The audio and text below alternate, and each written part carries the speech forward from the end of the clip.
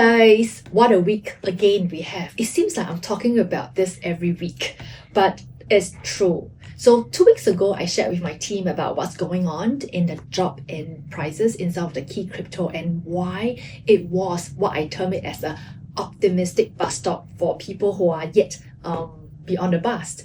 And this time round, I really want to share a few things with you guys. And the key takeaway is don't miss the bus this time. Okay, so 2 weeks ago, we talked about where the liquidity was from and or was needed. And that is why some of the key crypto major has a sudden drop in price, and how cryptocurrency, particularly Bitcoin, in the short term is being traded like a tech stock, and how in the mid to long term, the correlation between Bitcoin and tech stock will divert. It will drop. And some of the reason that we mentioned earlier is that the relevance of the business model. We know that companies, or the lifespan of companies S&P is getting shorter and shorter over the past few decades, and partly because of the irrelevance of business model, especially with what we see in the AI space. And if you're interested more about that topic, we actually talk more in depth in the previous video. And one of the things that we spoke about is that the physical gold, the run in price in physical gold, to me is a good thing. Why? It's a prelude to what we think the price run will be in the digital gold. And just remember, the cost of missing out in the traditional finance is number of days, and the cost of missing out in the digital asset space is a matter of hours.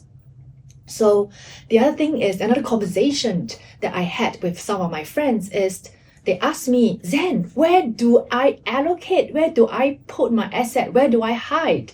Because to them is that I can't really put in asset, traditional finance. I can't put in fixed income. I can't put in equity. I can't put it in stock. Where do I put my asset? And my answer to them was, for me personally, I'm putting my assets still in digital asset space. So why? I always reply in one line: bus in orange, right? Bus in Bitcoin, bus in digital assets. And I'm going to share with you why. I think earlier this year, I did share 5 key trends and outlook that I have for the whole digital asset space. I'm going to quickly go through with you all. Number 1, liquidity tipping point. We do see still very strong net inflow into the ETF space, and that is just Bitcoin ETF. Right now, there are over 70 ETF in queue in the US waiting to be approved. And with that, we do know that there is strong demand coming up from the space. And number 2, the strategic reserve of the US states that they are looking and in the process of allocating and buying up BTC. So with that, the demand will still be strong. Number 2, we talk about reserve building, and we mentioned about sovereign wealth allocating. How about corporate? We do see a whole list of companies, especially listed company, actually accumulating BTC, right?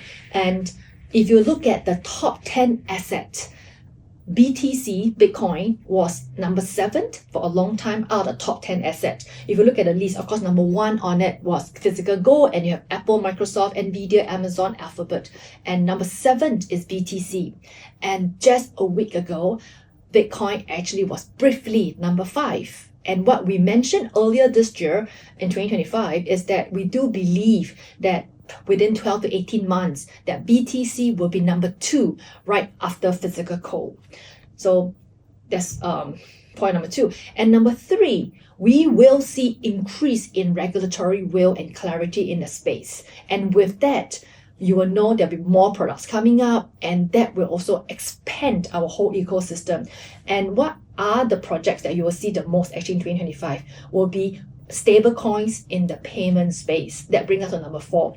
Stablecoin economy and the DeFi space will further expand, and with that, you will see the increased usage of token, which means increase in value. And the last one, the 5th point, is the convergence of AI and blockchain.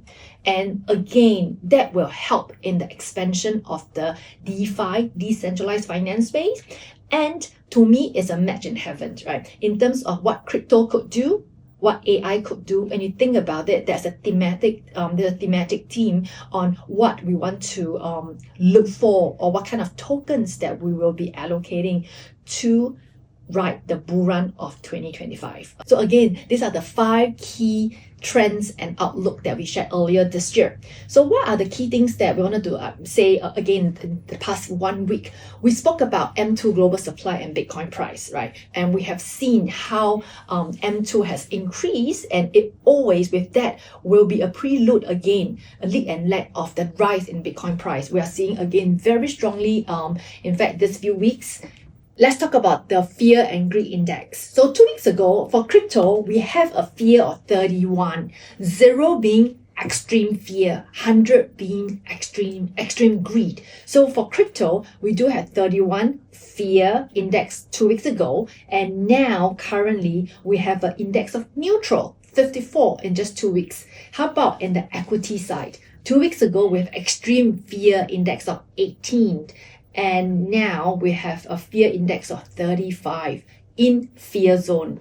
So back to crypto, what we are seeing here that currently a neutral index of 54, which is yellow. So yellow, if you push it all the way to green, it could be a matter of few short days. And obviously we know that when it's green, it's probably not a good time to get in.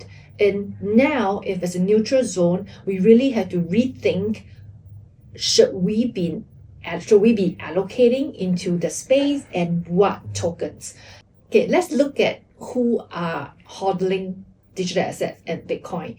We have a list of public companies which are now accumulating Bitcoins and crypto. And Strategy just announced another huge sale. In fact, not announced, they did a huge sale, 1.42 billion a week ago. And if you look at in the past 2 years, Michael Saylor Strategy has purchased 2 years of supply of BTC in the past 8 months. If you recall, the daily supply of freshly minted Bitcoin is 450 Bitcoins a day, right? And right now, Strategy has over 500,000 numbers of Bitcoin. And Strategy is, again, not the only one accumulating it.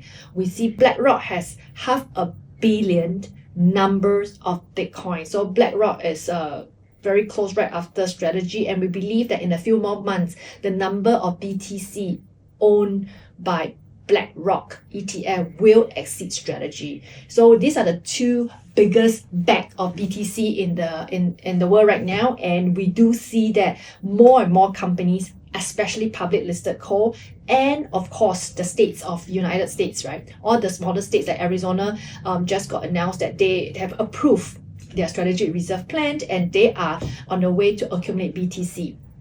So with that, we all know demand is strong, liquidity is still coming in.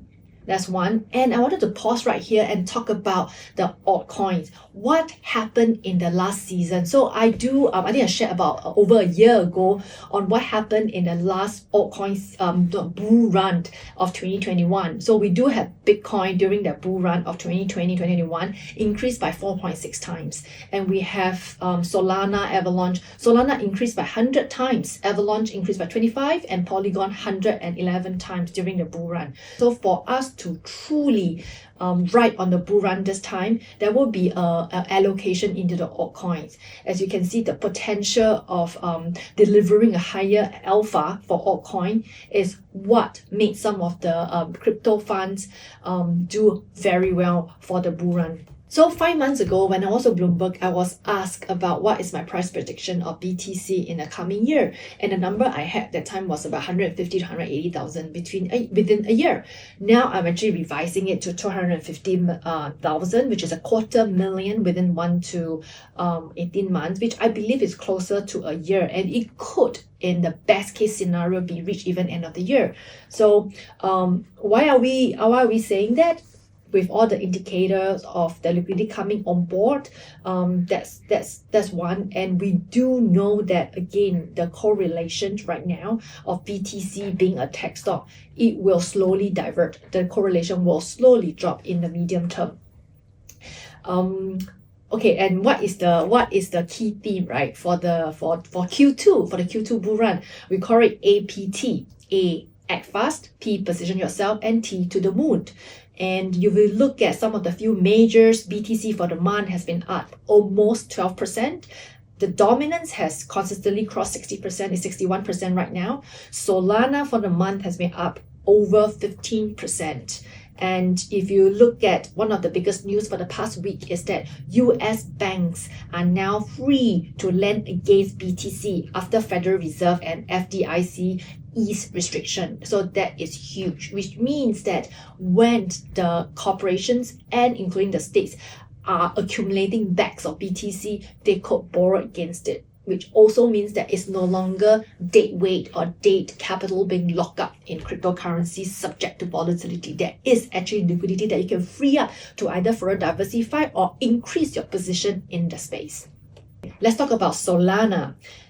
I have always been pretty open about my bias towards Solana compared with Ethereum. So right now, all my Ethereum has been rebalanced or sold in exchange for Solana since last year. So you look at the stablecoins. Okay, stablecoins, 16% of stablecoins are now on Solana. We have always been bullish about the technology of Solana, and with that, we do, like I personally do allocate quite a bit in Solana. And the fees, you look at almost the monopoly of what Solana is doing on-chain transaction is way ahead of Ethereum. Ethereum business model have always been allowing layer 2 to have revenue building on top or over Ethereum. So currently right now, we don't see there will be any short-term breakthrough in the Ethereum space. So we remain very positive on the Solana ecosystem.